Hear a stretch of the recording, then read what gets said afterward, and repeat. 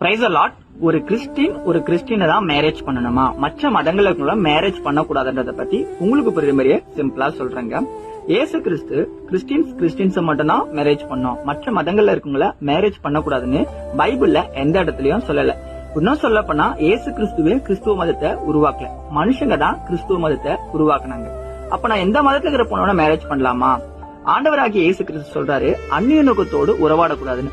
அந்நிய நோக்கம் அப்படின்னா நீங்க ரட்சிக்கப்பட்டு ஏசப்பாவை ஏற்றுக்கொண்டு ஞானசனம் பெற்ற பிறகு நீங்க ஏசப்பாவுடைய போதனைகளை வாழ்றீங்க. இப்ப நீங்க ரட்சிக்கப்படாத ஒருத்தங்களை உங்க லைஃப் பார்ட்னர் நீங்க தேர்ந்தெடுக்கும் போது நீங்க 2 பேரும் சேர்ந்து தேவனுடைய சித்தத்தை செய்ய முடியாது. ஏன்னா தேவன் இணைத்ததை மனுஷன் பிரிக்காதிருக்க கடவன். தேவன் எதற்கு இணைக்கிறாரு? அவருடைய சித்தத்திற்காக இணைக்கிறாரு. அப்ப நீங்களும் ரட்சிக்கப்பட்டு உங்க பார்ட்னரும் ரட்சிக்கப்பட்டிருந்தாதான் நீங்க 2 பேரும் சேர்ந்து தேவனுடைய சித்தத்தை செய்ய முடியும். பிரதர், நான் லவ் பண்ணிட்டேன் பிரதர், நான் என்ன பிரதர் பண்றது, நான் எப்படியாவது அவரை ரட்சிக்கப்படுறதுக்கு முயற்சி எடுக்கிறேன் பிரதர்னா நீங்க டேஞ்சர் ஜோன்ல இருக்கீங்க. தயவு செய்து உங்க பேரண்ட்ஸ் கிட்ட, உங்க பாஸ்டர்ஸ் கிட்ட உங்க லவ் பத்தி நீங்க சொல்லிடுங்க. அது உங்க லைஃபுக்கு ரொம்ப ரொம்ப நல்லது.